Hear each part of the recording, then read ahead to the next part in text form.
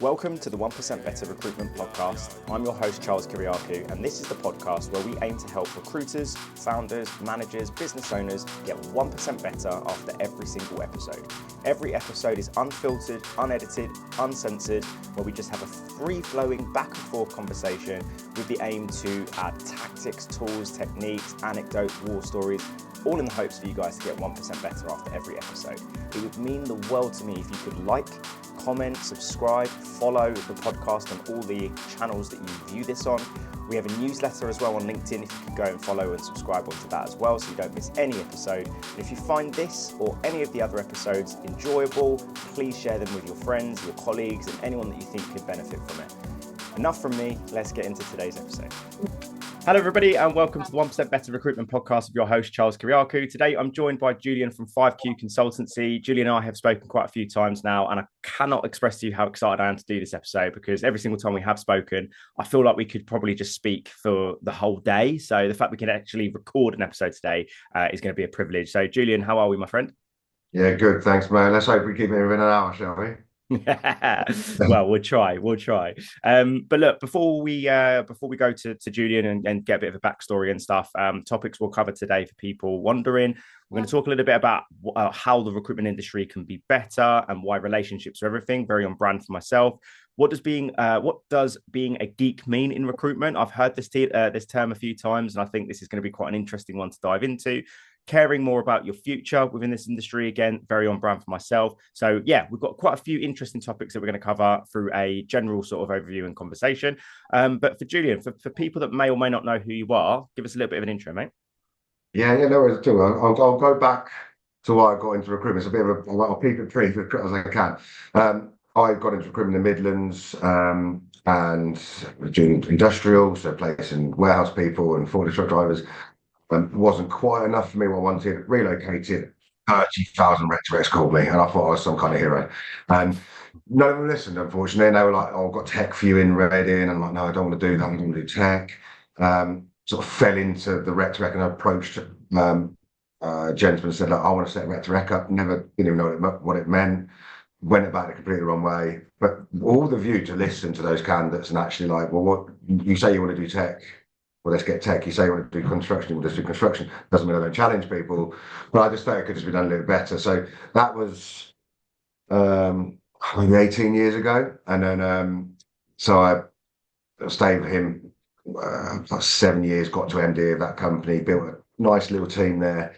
And eventually just felt like, I just didn't feel like he and I were on the same page and we just didn't quite have the same values. So I just one day phoned him up. I didn't know what I was going to do. Took my phone off me, took my laptop off me, like panicking, started my own thing next day. And so, and actually in reality, that's 18 years ago doing Rec and that. I'm still not quite sure I haven't got more grey hair and wrinkles for probably the toughest market in the world. But yeah, it's been good and bad. I'm not gonna lie, like there's been some great highs, but yeah, we as a company also have a little commercial division as well, which is a local market. We're based in Guildford and got a guy who runs that, and we're very good at just like really good young talent. Is that the right thing to say? I'm not sure if I like to say that, but good talent around the local market, and we're very good at that as well. So that's a little side thing that we're building up in the background. But Retrec's my bag. Nice, mate. I have to say, I've always like empathized with Rec because I remember when I first got into the industry, we recruited nurses, and it was a very like high quantity type of recruitment job because it was just you're calling for so many people. The candidate qualification for a contract nurse is just 5 minutes, get them in the office, do their compliance. You call a hospital. The qualification is, do you need nurses? Are you short on nurses? Yes or no? Right, let's get some nurses in. It was just pure like telephone bashing. And transactional, It kind of was, but then you have to manage the relationships of the nurses and stuff like that, which is what we'll get onto in a minute. But when you first get into recruitment, like the amount of rec-to-rec emails you get and connection requests you get, we would always sit there and like compare messages from rec-to-recs and stuff like that. And we would always sit there and say like, mate, imagine like how hard our job is to try and like get onto the frameworks, to try and get private hospitals to work with us. Imagine what it's like for a rec to call up our boss and say, are you looking for trainees? And mate, it must be so fucking hard. It's tough, yeah, like it's so hard. I think when I try to explain to people, like the way I think is hard. I'd love to talk to 50 people a day. I'm a chatterbox, right? So I'd love it. I'd love if I could just pick, like back in the day when I first got into Rec, it was easier. LinkedIn wasn't as prevalent. So um, in my mind, I was able to pick up the phone and I was getting more Yeah. referrals because it was like people were chatting, we were talking more, and then go to London more. And then LinkedIn sort of like changed that, and it's changed the Rec. And now I see lots more Recs popping up. But as you said, it's getting harder and harder. Hmm. But a good recruiter, let's say 200 grand a year biller, probably earning 70, maybe 80, depending on where they're working. Like, and I phone them up out of the blue. I've got a job paying 5 grand more. And unless they're literally hating their boss, it doesn't matter what I put in from, they're earning 80 grand. Like that, probably right now in this current climate, probably aren't going to go start from scratch. And I don't think people Yeah. appreciate that. Yeah. Especially like, well, I hope I don't offend any of my clients here, but the ones who like go and do like 30, 40 grand fees, and then they want to go and pay me 8 grand. And I'm like, for someone, I'm like, it's 20%. I'm like, but you just told me you're charged for 30. And let me tell you now, you're going on LinkedIn and doing a Boolean search and having access, and these people respond to you, and I can't get a response from people or even speak to them. So I think people perhaps just need to, I don't say sympathise with the rhetoric. I'm not asking for sympathy. Like I've got myself into it. I'll get myself out of it. Yeah. But I think they perhaps just need to be more aware that this goes on to the actual next subject, like the relationships they build with me, Yeah. that I'm trying to build with them is just as important as to help me have even more ammunition to go and get these people. Yeah. And I think that's something I said we'll talk about in a minute. Yeah, yeah. Well, like the first topic, as we mentioned, is how the recruitment industry can be better and why relationships are everything. I feel like from what you've just said there, we should tackle the relationship aspect because, Yeah. and as I mentioned to you, when we did nursing recruitment, my manager, who I still keep in touch with 8, 9 years later, he said to me something that really like helped me a lot because I feel like when you're a trainee, you get a lot more losses than you get wins. And sometimes the compliments that you get from managers are few and far between unless you do something outstanding. And I remember he always said to me, like, mate, you are the best person at building relationships I've ever worked with. If you just hone in on these other skills, you'll be very successful in this industry, but you just got to fucking want it and just keep doing that. And I was like, fantastic. In that industry, yes, it's transactional to begin with, but because you're consistently booking nurses in, we would drive to Plymouth and back in the same day, deliver donuts, literally wave to the nurses and the managers and be like, how's it going? We're showing our face here. And that meant so much to them that we have taken 10 hours out of our day to drive down there just to introduce us and meet the nurse that we placed there. And lo and behold, they come back and say, thank you so much for delivering the donuts and saying hello to everyone on the ward. Here's 3 months worth of shifts for you. We're not going to work with other agencies. Well, no, I wanted agree. to kind of like say that sort of anecdote and kind of pass the mic to you, Julian, because for me, Yeah. I feel like there's a lot of people in sales that like, our relationships is a silly word, blah, blah, blah. Sales and recruitment are similar, but they're different. I'm a firm believer that relationships are fucking everything in recruitment. Well, no, I agree. And I think I'll talk about my first ever rec placement.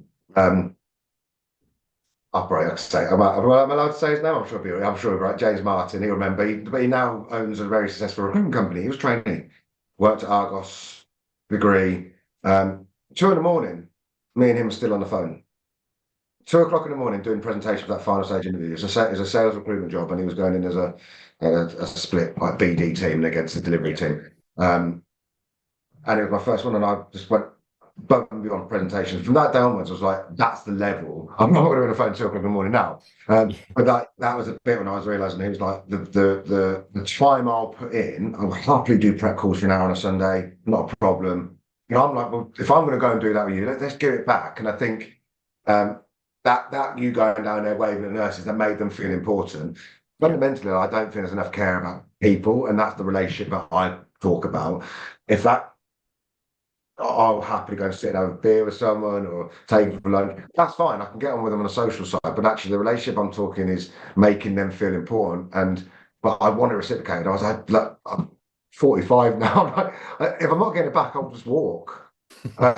Obviously, I've got Holly, and I'm sort of saying to her, don't do that. But actually, in reality, no, I want her to be proud of who she is and who she's recruiting for and who you're representing. And we'll take the odd gamble here and there, but we'll call the client and tell them it's a gamble. Like, this is why it's a gamble. You know, we'll tell them exactly how it is, and that's where the honesty thing that comes here. And I think people aren't honest with each other. I think clients aren't honest with me. I think they are. That's not true. But I think because I allow that. But I think that's when it comes back to my frustration when I speak to candidates. Like, well, actually, I'm trying to build a relationship with you. You've just gone out to another recruiter or whatever, and you're just going to accept a job. You don't really know anything about it. Yeah. Like I'll go for it. I'll answer any questions you want. And if I don't know it, I'll happily phone out that client and ask for you before you go in there again. If we can cover that off now and it's a no, then let's pull out. It's not a problem. Let's just find something better that's more relevant that hasn't got that issue. So, but I will go back and forth. I'm probably big WhatsApp man. I'm a big I don't mind keep asking questions all day, every day. So that's the relationship build I want to feel like. Again, me and Holly were talking this morning. We're actually we're trying.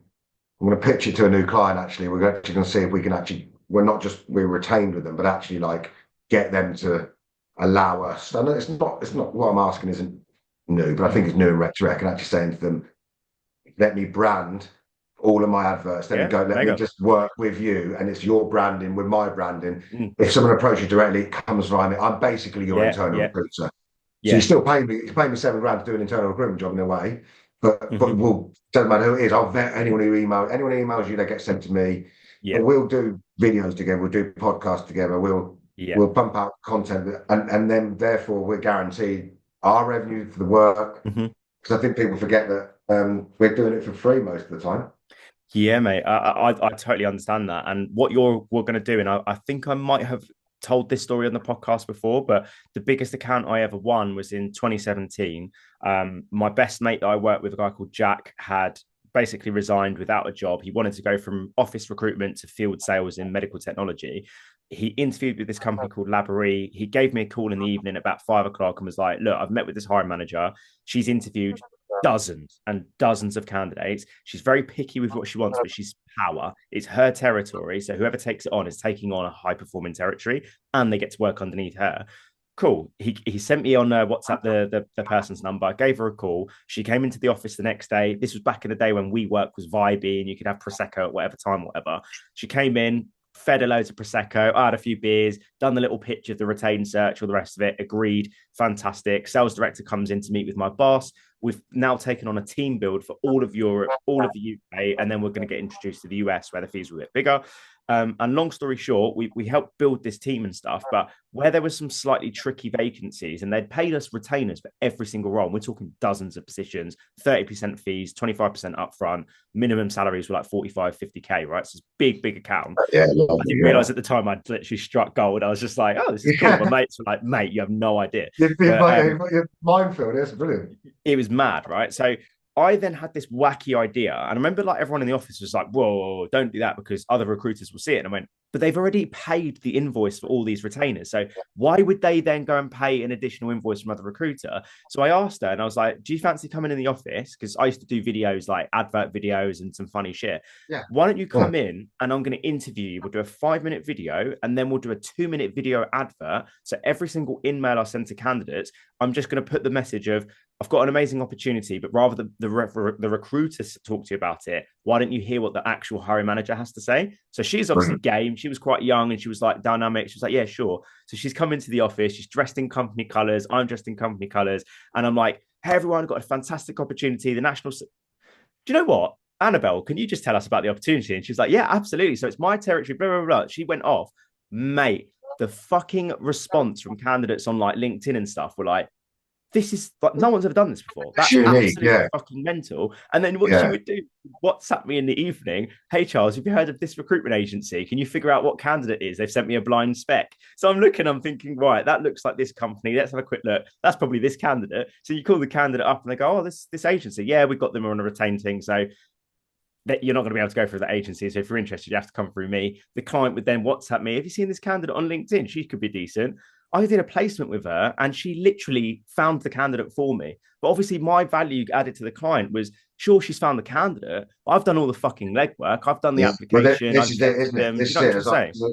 Because when we were talking about this morning, she was like, well, if another rec to rec specs in the data, exactly that. And I was like, well, if we've got a retainer, let's say it's an 8K fee. It's not big, right? We know rec to rec don't get paid enough. Right? I'll come back to that another one. But let's say an 8K fee and I've taken 2.5 grand, for example, right? Yeah. The agreement will be, the SLA will have to be, I keep that. If you want to hire for another rec, I still keep my 2.5 because they wouldn't have known about you without me branding it, without me pumping out this content and basically being all marketeer and actually getting out there. It could well be that there's a little bit of skullduggery going on and someone's like, I'll pass on the detail. But that's fine. You can do that. With that, there's not going to be any evidence where it's come from me. I get it. The likelihood is it's probably because I've been promoting your business because this particular business is a small business startup, right? So they're not out there. They're not big tech name that everyone knows. Like, so it's not. Yes, they're doing their own branding, but they're brilliant at what they're doing. They're very unique, but they're not out there yet, and so therefore I know it would have been through my content. Now I don't know if it would work as well for a big corporate, but I'll cross that bridge. But weirdly, I probably don't want that anyway. I'm not. I tend to find, again, we talk about the future. I tend to work with the smaller, growing businesses rather than the ones that are already there. I understand. Just because that's sort of where my passion is. I know that's sort of a bit short-sighted. I have a couple of corporates because I know they're valuable and I happily spec into corporates. And I'm not anti them, but it's just, I think there's, just how I feel that if we're ambitious young people, I think we try and get into a business and progress. And that's why we all got recruitment, because it's meritocratic, right? Yeah, I agree. So just lastly on the relationship piece, because you're clearly someone that's very good at the building relationships. We've talked through a couple of anecdotes and stuff like that. If there's like a trainee listening to this, or maybe there's a business owner listening to this and go, right, I feel like maybe we are going more transactional and perhaps we need to get back to the roots of being more relationship orientated. Is there what key things would you say if we had a trainee like right here with us right now? What's like a couple of things that you would say, if you do these things, you'll get really good at building relationships? Well, the first thing first, and this probably puts that more on the client rather than teach the trainee to try and do this from basically early doors. And one of the things is the emotional part of it is you've got to try your best, even if they don't want it, to be on there, especially in retro. I guess it's probably maybe in other sectors, it might be a bit more tricky. But I kind of want you to know, like, dog's name. Like this, which football team they support if they support football, or which netball team they support, whatever, right? And I think that's a big vital part for me. But actually, then fundamentally, actually pinning that client down, we can say to them, we'll call you at 4:30, and they will take the call and so on and so forth. But I want a proper brief. Like, it's amazing how many times I speak to clients and say, you've got a job spec. No, there's no job specs in Rec, right? There's no such thing. But there should be. I've got one client, and I'm not asking for a base job spec, businessman, we all know that. Ask me what I'm asking for, but there should be a role spec, not a job spec. Yeah. So, for example, I've got a client at the moment who has got what people tell me doesn't exist, but does, the hot desk, because Sydney's got an internal move. They're going over to the US with the same company. So there's his hot contract desk sat there. Yeah. Right. So that is a hot desk as far as you can get. But this client has given me half an hour on the phone, even though I've known him for 6 years and placed 3 or 4 people with him, still billing very well. And actually one of them's now moved to the US as well, which is great. But so I know him really well. But he's then followed it up with this unbelievable email. And it's that good, I'm just falling onto candidates. Like, it is literally like, these are the clients we work with. Everything they'd expect a candidate to walk in there and present to them. Can you tell me which clients you've won? They interview the candidates, but he's just done that and go, no, this is what we're going to give to them. And he's very, very transparent with me and very open with me, and like, very clear about what that desk is. Call up a candidate, I basically read the email to them. And then I talk through my thoughts on the company and my relationship I have with them and my success stories I've had with them and how they treat people and so on. So then I go through that, and then, like, it's nearly impossible for that candidate to not say yes. And that one client gets my best candidates, and ironically, that client pays me 25%. And it's his idea to pay me 25%, not mine. Really? Oh, wow. And guess who gets my best candidates? Great brief, great role responsibility. It all came down to me and him both. He said to me, he asked me, how can we be better? I did joke and say pay me more, but he did. But I was only joking when I said it. But the actual reality was, like, spend time with me. Like, if it's that important for you to hire the right person, hire the wrong person is far more valuable, right? So that's that important to spend time. Yeah, that is such a killer mindset to have, and I think that's probably one of the most valuable things you've just said out of that whole thing. Because whenever I used to like cold call clients as a recruiter, a lot of clients would immediately their sort of belief around recruitment is that you just find a CV, you send it across, you get a deal. It's like, no, it's not quite as easy as that. Yes, in principle it's easy, but it's actually very, very difficult. The And I logic's always that. used to say to them, like, if this role is actually business critical, if this role is very important to you, I always said to people, like, and again, obviously, selfishly, I'm going to tell them to go exclusive, but I wouldn't work with more than multiple agencies. I would have a tiering system. I always used to say, if we're exclusive for 2-4 weeks, then you have your tier 2 that you go to. If I can't fill it, then your tier 3, etc. But you need to fucking meet your recruiter. You need to invite, if you're like, I used to work in medical devices, let me come to your offices. Let me go and meet the staff that manufacture the devices. Let me get a feel for the culture. Let me meet you. Let me see what your handshake is. Understand, like, you actually probably one of the, I'm a bit, this is that geek thing. Like, what does that machine actually do? Can you show me it working? Yeah. Then I can bring it to life a little Yeah, bit. you can just map out the whole thing so that when you're speaking to candidates, and I always used to give this example to clients, like I would always say to them, if you were my candidate and I had 2 opportunities for you, and I said, well, I've had a really good conversation for 15 minutes with this hiring manager, and this is the job brief, but I've also gone to, I don't know, Southend-on-Sea. I've seen their manufacturing thingy. The client took me out for lunch because he's so invested. They've also paid me up front, and they're only using me, which means they're really, this is business critical. This is really important for them. Mr. Client, Mrs. Client, which one would appeal to you if both roles were quite similar? Every single time, Julian. Well, yeah, obviously the one that, you know, that you've met and all the rest of it. So why aren't you, like, unless I'm being a mug here, unless I'm doing something that's making you think I'm just a dickhead, why aren't we meeting? Like, I'll take you out for coffee. I'll take you out for beer, wine, whatever it is. We just need to meet. That's, for me, I feel like that's something that's really missing in the last few years of recruitment, is people that just, I can do more on the phone. What's the point in going out and meeting people? I feel like that's something that's, and that goes on to what you're saying about how the recruitment industry can get better. That's one of my key things, is go out and fucking meet people, man. Yeah, no, I completely agree. And actually, when you said there is when your client takes you for lunch and things like that, I'm like, you know what? Again, sounds a bit silly. We've got budget for take their client entertainment and stuff that we all have, right? And actually, the other thing I joke about, I'm get treated enough. I've got a couple of clients like giving me like tickets to football and stuff. I'm like, but then I've offered these tickets, and I'm sort of bribing me a little bit to go, come, give me the best people. Let me say the client takes me, those candidates, like, they've taken you for lunch. One client of mine, basically gave me some advice when, you know, when talent was a big thing, they were thinking about going in down that route, and I arranged him to meet another good, very, very good friend of mine, and he was in that world. And I was like, you need to meet, get some advice from him, which they did, and fundamentally they didn't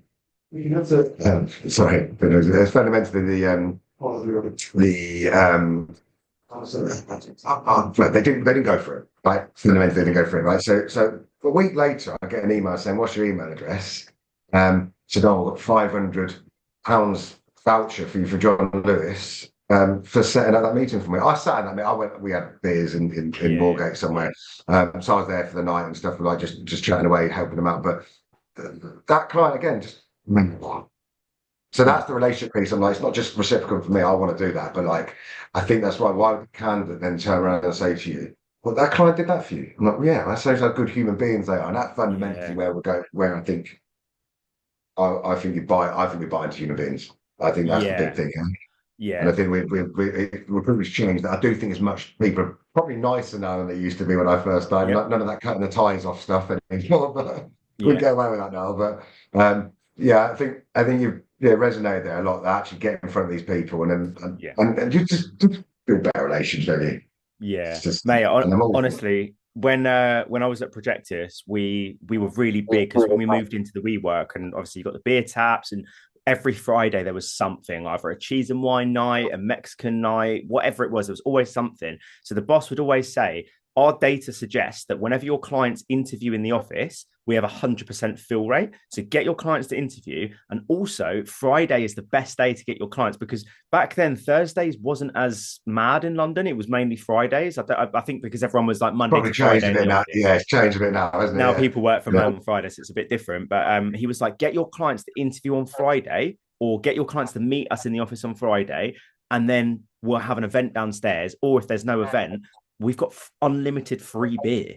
Most of your clients will want free beer. So do the debrief after the meeting with a pint in hand. Then each of your colleagues can come down and be like, oh, hey, Julian, I know you're working with Charles. How's it going? How was the meeting? You didn't chat your ear off too much, did he? All right, nice one. If you need anything, I do this market, by the way, nice one. And the client's like, fucking hell, this firm is serious. They've got different departments to do this. Like they're wicked. They're really treating me. And then once you've had a few beers, like, do you fancy going out for food? We've got lovely places around Farringdon. We've got Nando's. We've got this French place. They're like, oh yeah, cool. And we take them out for food and all the rest of it. And this isn't like Do you think that's changed? I don't know if that's I don't know if it happens as much.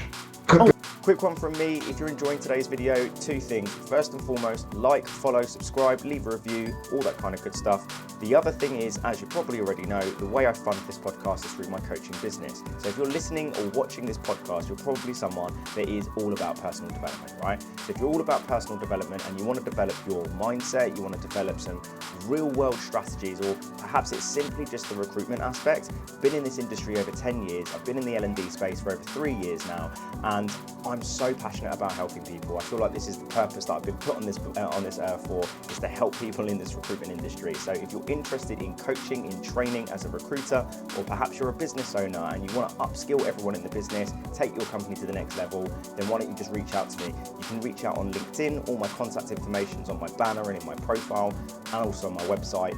But that's enough from me. Let's get back in today's episode. I don't think it happens as much.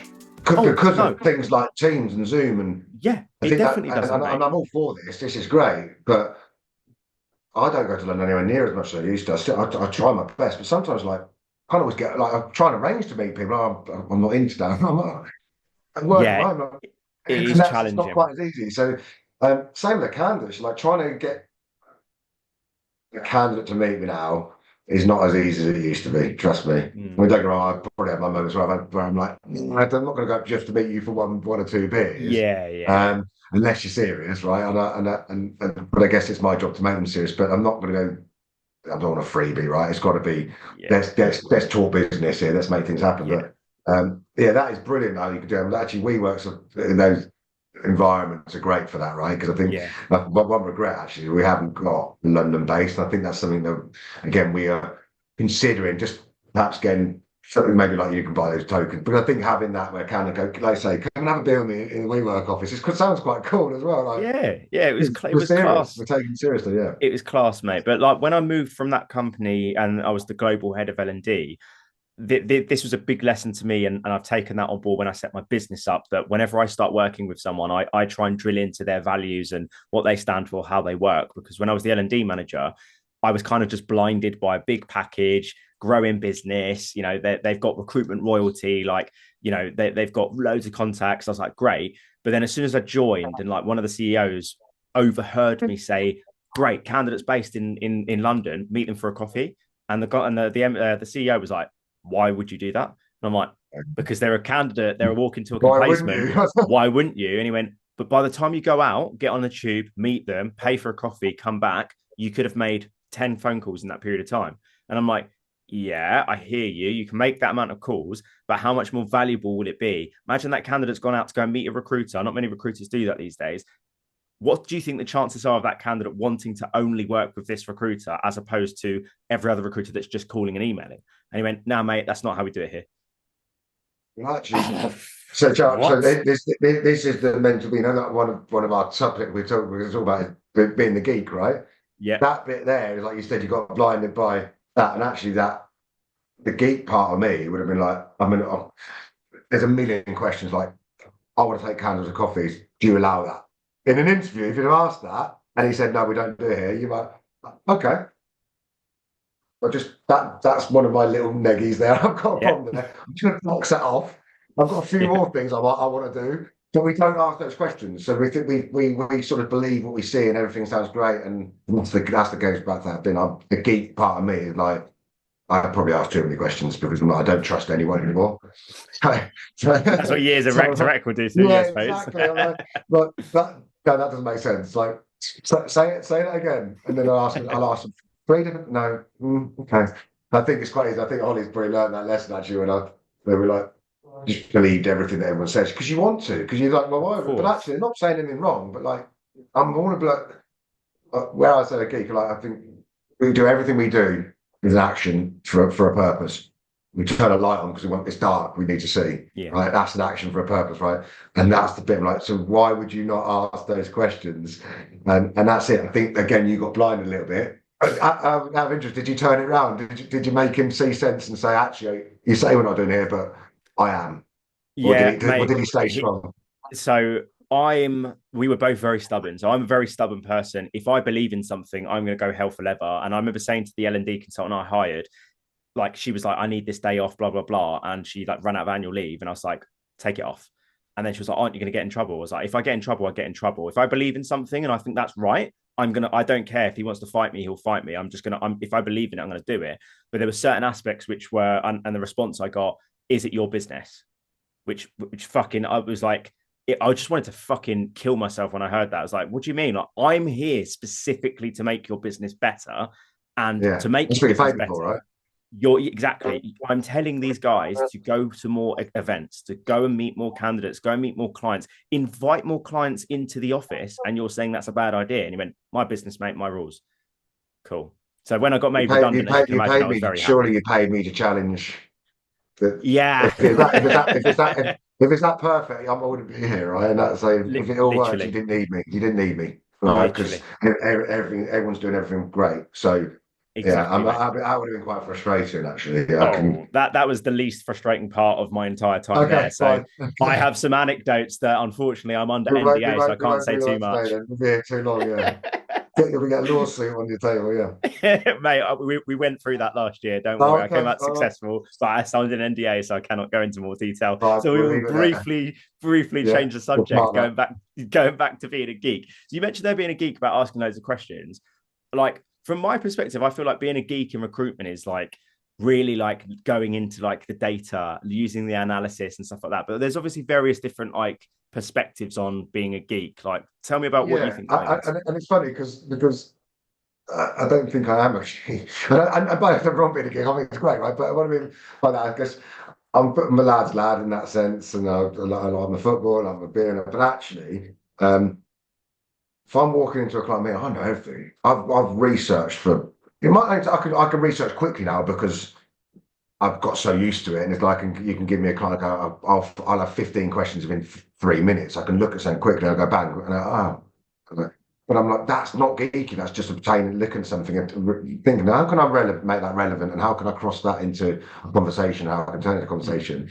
And that's the geek bit that I'm talking about. It's like how can we research a client better? Now, like I'll say to a candidate, bugbear, like a come on, really does my head, and you're like, I'll call you tomorrow. You've got for prep, which is often an hour and a half for my prep. I'm quite thorough, which is I do warn them I can talk, right? I get that, but I'm like, but I do, between now and then, go and do your own research, and then we'll talk about what you've found out. And then we'll have a good conversation about it, and then we'll see if I can explore different things, or if I can find the answer to it, if there's any questions that come from it.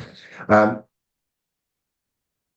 it's cool. They're like, well, I had a couple of minutes. I went, a couple of minutes, right? This is your life-changing moment. This is like a marriage for me.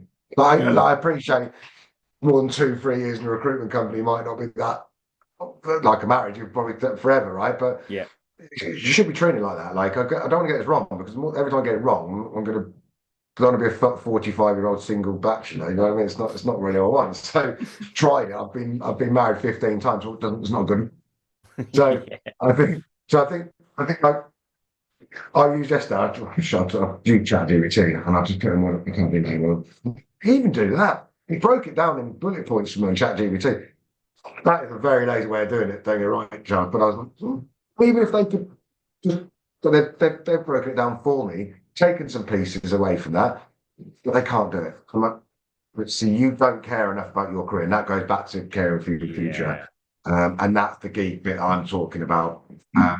Do love a bit of data, but I saw my post yesterday, like data and stats are a bit different, aren't they? Like I think predicted data, I'm always a bit, I put how many recruitment consultants in the UK, I think 117,000 came up. I thought it'd be more than that, to be honest, but so I do like all that. I do read all that, and I'm a bit anal for detail. Like journey times, I've done that before I even called a candidate. takes me Yeah. 10 seconds. Like, how long does it take? Bang, right, yeah, they can make it. Mm. Yes, okay, I might have other roles for them, and I'll skip them out. But if I'm calling for a specific role, I want to know that I'm calling them. I've overcome that already before I've even spoken to them. Yeah.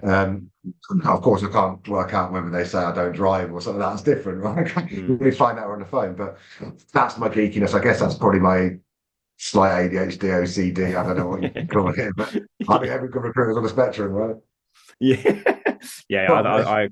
I agree with that. I like what you're saying about like just overall, I guess, like, yeah, just geeking out over the process, geeking out about like if you're taking on a job spec and like researching into the business, or even if you're a recruiter interviewing somewhere, like if I'm honest, and I'll put my hands up here, I think you and I are quite similar in respect that like the preparation we did for this podcast was right. Here are the 3 topics. Going to intro you, talk about topics. We'll just have a back and forth chat. Like, I try not to do too much prep, because if I do too much prep, I get in my own head and it sounds manufactured, and it almost sounds like I'm bit a robotic, walking, like I ChatGPT. said to Holly, so I didn't even read the thing till when I was walking to work this morning. I didn't read our transcript that we were going to talk about until then, because again, I didn't, other than that one question, because I was like, I don't want to overpress. There are times I'm like being authentic and natural and actually just having that's fine. Having your questions as you go along. That's different for an interview. And of course, you need to make a good interview a conversation. That's one of the things I train people on is in interview prep is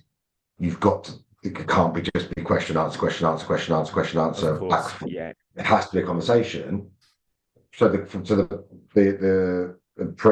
prep you've done, just get that into a conversation. Don't necessarily go, oh, well, I've got questions. Pick a paper up, and they're like, I've got 30 questions. How many people have you got in the business? Like, I don't want that. So I do think the authentic is the key thing, which is why going back to your video thing that you did when you like flipped a straight and got to sell it. It's like that's authentic. It was like it's quite her just naturally talking about it. Yeah, brilliant. You didn't tell her what to say. You didn't prep her on it. It wouldn't have worked. And I don't. That's sort of my problem with too much AI. Because I think we are using a new.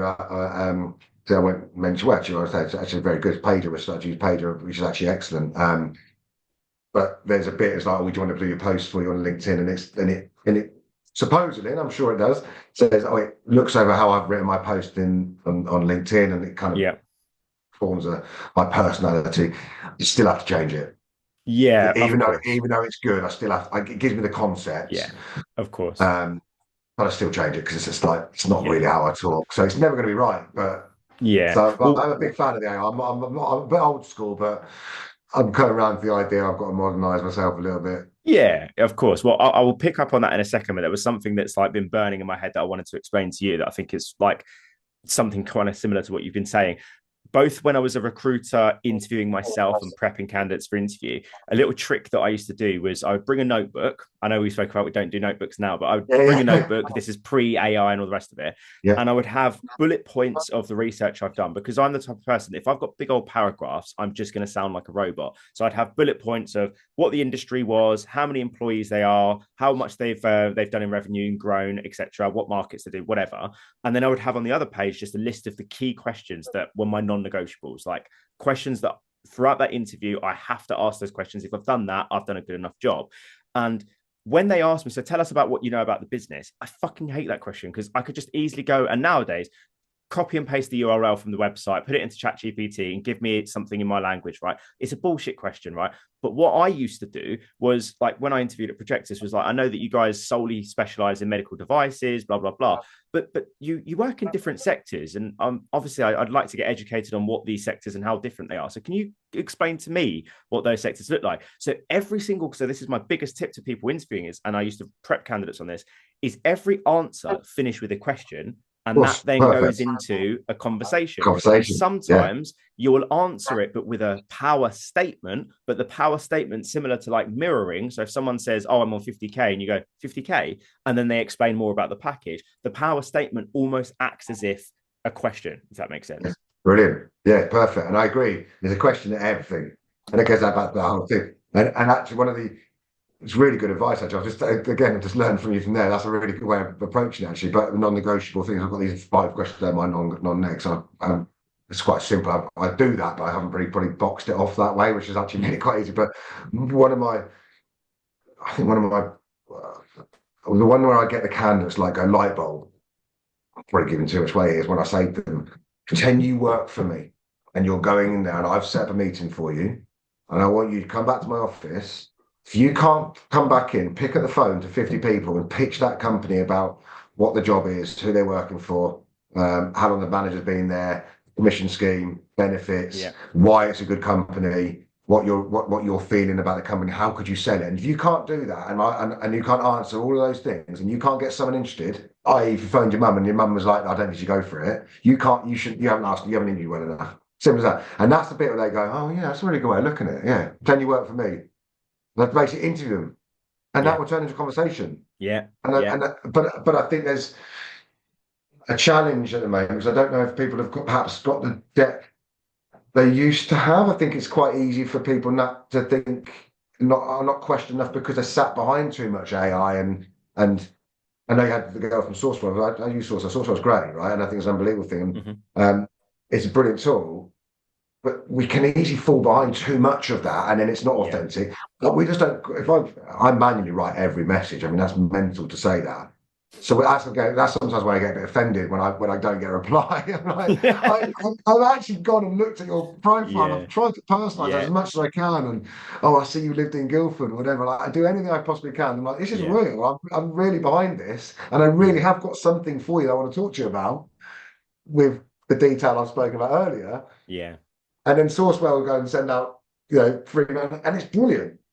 But it's not all truly authentic, and so I've got to find a middle ground on that, and that's my challenge. I've got to deal with that myself. But do you know what I've just thought of an analogy with AI? Because at the start of the year, I spoke to Laura Clark from OA, and we were just having a conversation on the phone in the morning because she lives up the road from me, and she was just saying to me, Charles, like, let me just tell you something. Don't be one of those people that like, whatever, AI this. It's just like, because you're going to be like those guys that rode horses and laughed at Henry Ford when he invented the car. So get on your surfboard, ride the wave, and don't get consumed by it. But at the time, at the start of the year, I wasn't anti-AI. I was just so burnt out with everyone fucking talking about it. I was like, all right. Yeah. Recently, I've got on the bandwagon, and I'm really actually using it to my benefit. But very similar to you, that I personalize every message, but then I get ChatGPT to shorten it for me, or I'll write a post and I'll get ChatGPT to make it a little bit more concise. Yesterday, I sent out a big proposal.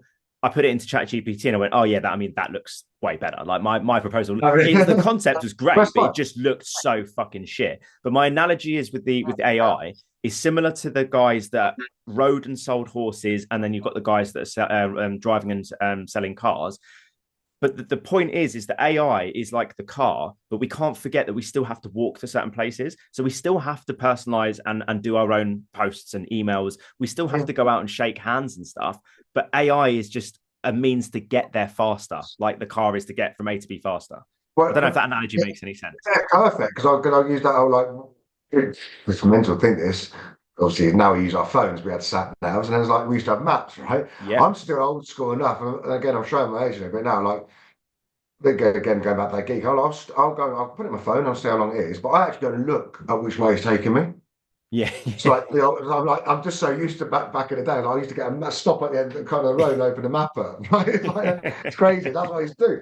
Like if you can't, that's your road to success, right? And that's the point. So if getting to Manchester the quickest way, and it's going to make you get there quick and have more fun in Manchester, then the more time you've got in Manchester, the more fun you'll have, right? The wants to sit in the car long enough. So why would you not check, like, if there's traffic before you leave? Yeah.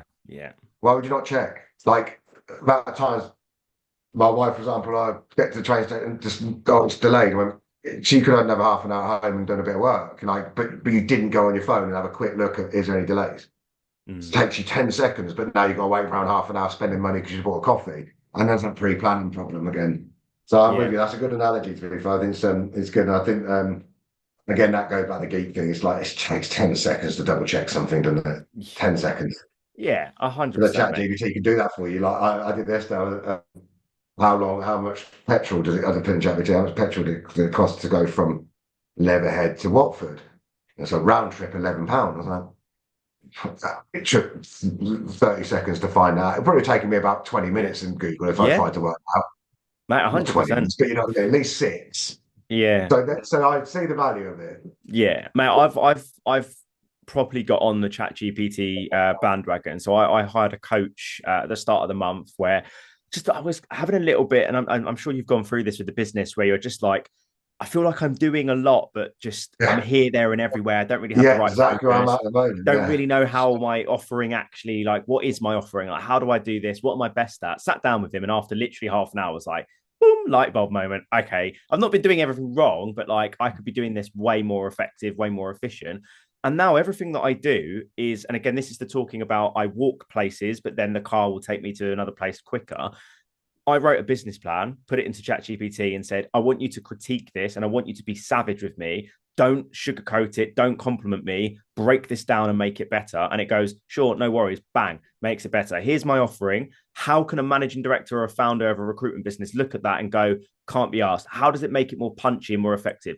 Here's 7 points to do, etc. So You actually can say, basically, yeah, don't be nice to me. yeah, so you can prompt Oh. the AI to say, because basically the way it's again, I'm not an AI fucking scientist, whatever, but No, no. it's I've got ChatGPT Pro and it talks to me in my language. So like sometimes the way I speak and it's analyzed my LinkedIn profile, it's analyzed every episode, so it knows how I speak. So it will say sometimes like I've got a project in there called health, and I say I want to work on strength and hypertrophy for the next 90 days. Give me a sure thing, bro. I'm like, what?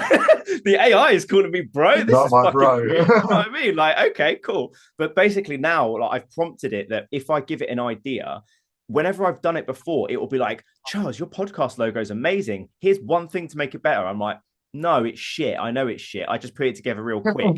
Make it better and be savage with me. And you prompt it like that, and it will just take everything apart. It's not nice for the old ego, if I'm honest, because you're sat there thinking, oh, I thought that proposal was the bollocks. But then it comes I'll back and never get says, no. told off by a computer, not properly anyway. Never. But it's good, man. Like every email, like because I'm like you, I've saved templates for the messages, but largely I don't really use them. I just because everyone's different, and I look into their profile. Oh, you went to the same school as me or whatever. But then I just put it into ChatGPT now and be like, look, this is the message I've put across. How can I make it more concise, more punchy? And is there a better call to action? Have you got any ideas? And it will give me one, and I'll go, can you actually make it in 200 characters or whatever it might be? I'm talking in hypotheticals, and it will give it to you there. And then again, you still have to go through it to make sure it doesn't sound too robotic, but it's using your language and it's using an example that you've created yourself. So that's where I think it's really useful for us recruiters, where like we spend so much time doing admin and so much time like thinking about writing how we're going to write this email. Just put together a quick thing. What's the first thing that comes to mind? Type it away, whack it in there. It makes it better. You review it and go sound. Like it just saves so much time. Like I've spent so long just writing these personalized emails, getting no response, and then I'm like, and now it's just makes my whole life a lot easier. And I get it. I get it. I think I know I'm going to use it a bit more, but I think I'm still that personal touch. But I think there's little moments where, like, let's say I research a client, I just need a quick punchy BD to do the BD. I just want to have some quick punchy stuff there. Page is very good because it actually Page does you press one thing, it does a research, tells you everything, tells you who the hiring managers are, and everything's great. So big a plug for Page there. So I'll take a 3 month there, thanks. But that's what it allows to do. So I don't do ChatGPT, but I'm like, if I've just got something I can just, I'm on the phone, bang, I've got enough there, and that's all I'll need. The rest I back my chat and I'm thinking on my feet. And hopefully that's what most recruiters can do, think on their feet and adapt to a phone call and have a conversation, right? So, but I think before I'd be like prepping for 20 minutes to call a client. I'm like, why am I doing that? But then I was never one to make loads of calls. I know people will say, mate, I was very much like, I'd rather do 20 good ones. I remember when I first got into recruitment, I think I did like 22 grand in a month for my 3rd month. And I think I billed more than anyone else in that team. That's not an arrogant thing, by the way. It was a comment. But they let me go. Culturally, it wasn't quite right. And fundamentally, it was like, you don't make enough calls. But I built more than other people. So there was a real clash of personalities. Yeah. And I was like, but you call stats. And I'm like, but I spent 2 hours on the phone closing a deal. It was an 11 grand deal.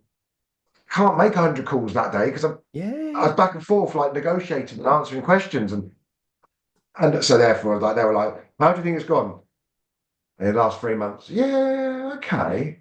yeah, we're going to let you go. Oh, right. Okay. Amazing. Right. Yeah. And I was like, right. But it's the best thing ever happened, really. But it Yeah. was just, it was a shock. I sort of knew it deep down they weren't the right business for me. But again, Yeah. that goes down to me perhaps not asking the right questions in an interview. Like, I know that's Yeah. how I want to work. Will you allow me to do that? Yeah. And I was probably too arrogant at 2 years in to be that demanding. Yeah. Um, Perhaps I think I'd do it now, but like again, that's just knowing where you are in your career, really, to know when you can Of push that course. boundary. Yeah. But And I think you need to have those experiences. Like I said, with my last company as the L&D manager, I'm somebody that consistently brings new ideas to the table, someone that will challenge your ideas in a respectful manner. I'm not like a destructive asshole, but if you're saying to me, right, Charles, I want to do a new training academy and I wanted to do it over 6 weeks and we're going to start BD training on week 5, I'm going to be like, that's really stupid. Like, you're just going to get people really scared of BD.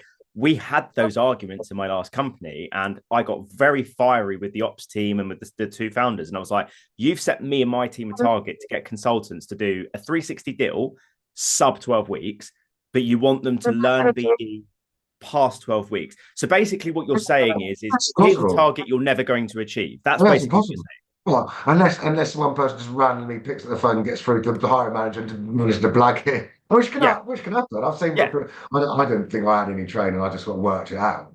Yeah, Um, same. But I was brought but in to fucking build the training academy. Do you know what yeah, I'm trying to that's say? mental. So my job really, and if there's an L&D manager listening to this, don't be afraid. Your job is to challenge it. Your job, if you're building academies and you're training people and you've been set a target to do that, you have to challenge that. And my feedback from one of the CEOs was, mate, you need to chill out in those meetings. Like, I get that you're passionate and like you believe in what you believe, but sometimes it can be disruptive. And I'm like, mate, you need people in the business that if they know something works and if they believe in it, to fucking voice it. I'm not one of those people that's going to sit there and go, okay, yes, sir, 2 bags full, sir. No, if I believe in it, I'm going to run with it. And guess what? If it don't work, I'm not that But type of prick to sit there and I go, bet, oh, your mates are not my like, fault. I bet your mates when you go out, I'm like, mate, stop challenging me on everything. Leave me alone. I'm like, I just want to know why. Mate, yeah, my mates would just sit there. Why do you always have to ask why? Why is it always that? Why? It's Well, the recruit. It's the that's the recruiter. thing. There's It's the always a recruiter why. in me. I'm always like, why do we have to wear that to work? It's just the way we do things. Why though? There's I just want to a understand why. really cool guy, Richard Hoare from Goodman Masson. He said, I remember having a lovely chat with him. And he said, I learned more from my 5-year-old than I've ever for any recruiter I've worked with, because all he asked me is why. But everything is I why. love My little that. 5-year-old, he said, just the day I went into work, I was like, I'm just going to become a 5-year-old for the day. And he's like, when he's interviewing people, he's like, why? Why? And he's like, and I remember that was like, that story is probably 10 years old. I was still sticks with me now. I love that story. Mate, I that's the now I've title. got a 5-year-old. I know what that means. At the time, I found it hilarious. Now it's not funny. Now it's annoying. So, Mate, that's the title for the podcast. Succeed in recruitment, be a 5-year-old. 5-year-old, yeah, there you go. There's your answer. Love that, mate. Perfect. Well, before we Perfect. move on to the final question, Julian, I just wanted to ask you a couple more things about caring more about your future. And I think Yeah. it would be really, really nice to maybe tailor this to people that are early on in their career. So whether Yeah. they're trainee, grad, junior, recon, whatever. What would you say are like a couple of key things for people to do early in their career that it's just like basically that their future self in 5-10 years time, if they're still working in this industry, will look back at and go, do you know what? Those things have helped massively. First one is write your data down. So like, I don't think we perhaps the amount of times I speak to a candidate, I know Rector, who's a good friend of mine, like she'd always like, know your figures. You're amazed how many of them don't know their figures. And like I said, literally from week 1, month 1, whatever, month 2, write it down. What did you bill? How many CVs did you send? I know it's all on the computer. I get that. I understand that, but like, go home and look at it. Spend an hour a day and look at that. And the other thing that one of my first clients at RedTech, he taught me, he said to me, when you finish, the last thing you do at the end of your day is write your day plan for tomorrow, then. But then this is especially in your first month, if you can get used to this, I still do it now. I go home and I look at my day and go, what did I do well today? Mm-hmm. What could I have done better? What went wrong? How do I make that wrong right? And I ask that question to me, even if I've had 10 beers, I get home at 11 o'clock, I'm like, I still think that for every single day. That's the geek again in me. I'm just trying to, and that's not me being like some sort of self-proclaimed perfectionist and that, but like, I just value, I value my day, and I value my how I've treated someone. Sometimes I'm a bit of an overthinker, and I'm a bit worried, like perhaps what people think. If I upset anyone, like did I do that? Did I push them too hard? 'Cause I certainly don't want to do that either. But I certainly think the big thing would be write those facts down, Yeah. track it early doors, and for the rest of your career, really, and know your figures, because I think you'll be able to then, is there improvement? But then say value day, look at it and evaluate what you've done. How can it be better? It takes 10 minutes to write that down, like little notepad. After a year, you probably stop doing it because you're habitually doing it. That'd be the first year, the two things. Mate, that's really, I wish I had that advice when I first started, because we didn't have any tech at all. And the figures would get told, because we did contract for the first 2 years. The sales director would print them off black and white and walk around the office and shout people's figures out. So he would walk around, and I used to use my dad's surname at the time. So it was Charles Tharm, very old English, but they used to call me Tharmy or Posh Boy. Prince Charles sometimes, which he introduced me to a client and said, "This is Prince, by the way," but that's another story. But he would walk around the office and be like, "Right, Julian, 8K, well done, nice one. Farmy, 10K this week, good job, mate," like that. But then he would scramble it up and throw it away. So we never actually had access on our computers. We never got emailed them. He would just go. So when I moved to go and interview elsewhere, and they were like, "What are your figures?" And I was like, "Oh, anywhere between 5 and 10K. Can you prove that?" Not really. We never got it sent to us. Like, we've got our pay slips. People question you, because then they'll say, because I would, as a rep track, I'm like, "Did you then?" Yeah, this is the thing. I haven't got to know you. I probably well did, but in an interview, like.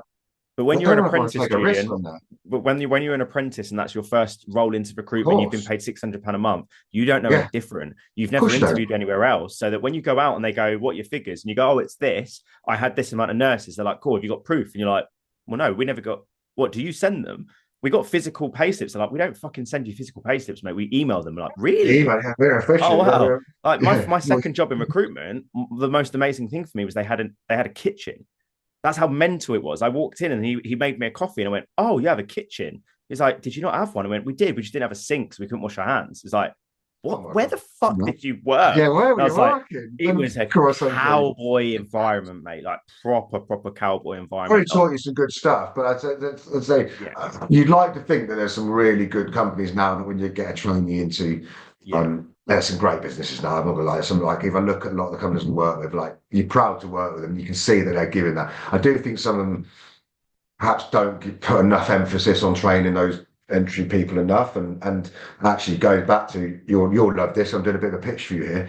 But the value of a trainer coming in, or even not saying perhaps full time, but having trained someone coming in, the value of making them better. Making these consultants better than letting them go. You've hired them for a reason. You obviously saw something in the interview, and you're quick to let them go. I know they say, like, hire slow, fire fast. I get it, and I'm all for it within reason if you've given them the time. But actually, in reality, one deal more a month gets them past target, and that gets them past target, and probably like once they've got that improvement, so actually spend some time actually developing these people is very important. And I don't know whether that's. I don't know how important people are taking that part. I'm big on trainees, or I love a trainee. You'll see me do a lot of, like, we are all trainees once, right? That's my theory. That's my mantra. And then I speak to a client and go, "I only want experience." I went, "Okay. But what would you do if you walked in that company, your first company you went to, and we only want experience? You wouldn't be here right now owning a company. You won't put time into that. But you're going to willing to probably wait another 3 or 4 months, because the market's that tough at the moment for experienced recruiters. It really is tough, not just for me. You're willing to wait 3 or 4 months. Well, actually, you could have got someone in on 25 grand, and that's probably a bit too low anyway, but that's probably the going rate.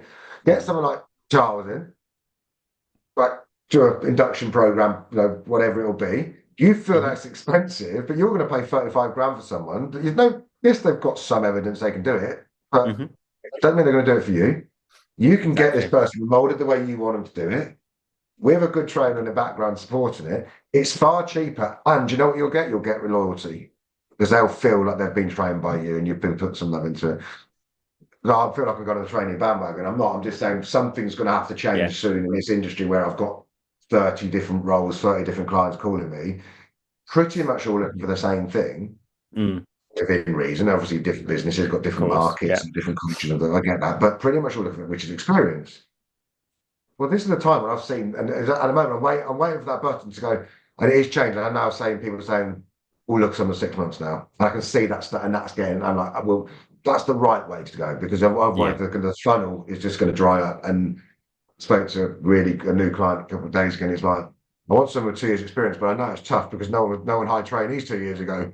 I was like, well, yeah, so I can't. I'm fishing in the smallest pool here. Like, I can't create someone, an AI new person or something. So Yeah. I think that the training pieces. I know that we spoke about Yeah. that, but like lightly, we're going to go to work partnership there as well for Holly. But I think there's got to be an emphasis on doing that as well. But Yeah. that's that first, what advice would I give those people Yeah. coming in? It's like going, if that company's not got a trainer, if they've not got an external trainer of some sort, Yeah. probably would look at it. Yeah. Probably.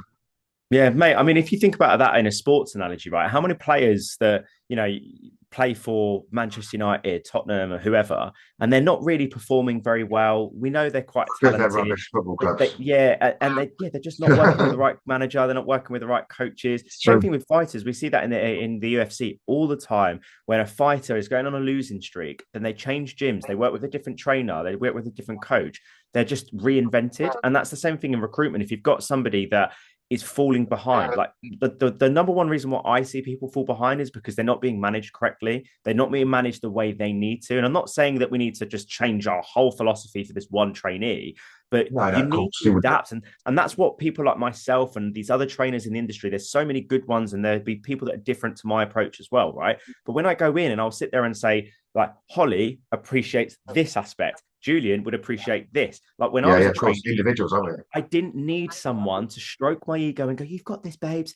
No, I needed someone to be a little bit more strict with me, physically kick me and hit me and say, "Pick up the fucking phone." That was shit. That was good. I'd hate that. I'd have told you to do one and walked out. But this is what I'm saying. This is my whole thing when I go into businesses and they go, adapt or die, right? That's the mantra. A good example of that, like Chris Wood was terrible at Newcastle. I'm a Forest fan. I can bring him. Like, yeah, he's 33, 34 years old, but he's under a new coach. Mm-hmm. He's a coach in a new formation or whatever has worked. And that's where, again, I think we can get so hung up on, well, what did you build this year? And okay, I haven't built as much as I perhaps should have done, but that isn't just me. That might be the victim of the culture. That could be a victim of the processes that they work or how they want me to work. We said about not allowed to go meet a candidate for coffee, but I want to do that. Like, you can reignite that person as long as they've still got it in them. And I think we don't also, as owners, perhaps we just look at just what can they bring right now. And there's too much of that. And like, we've got to still try and dig a bit deeper into like the human behind all that. And like, is the motivation still there? Is the skill set still there? Of course. Can we put them in a better environment? Obviously, if he's done that 3 times, he or she has done that 3 times, then the likelihood is they're probably laggers great at interviewing, but not very good at the job. And that's fine.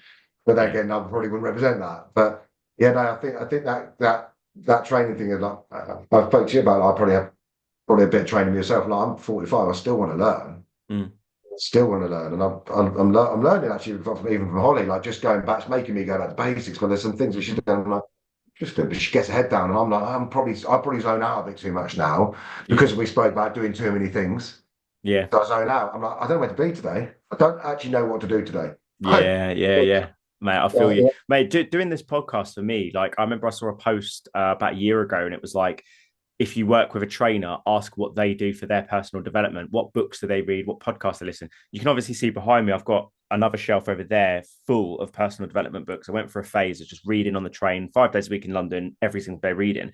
Now I don't really have the time because I'm at home a lot. I don't have the time to read.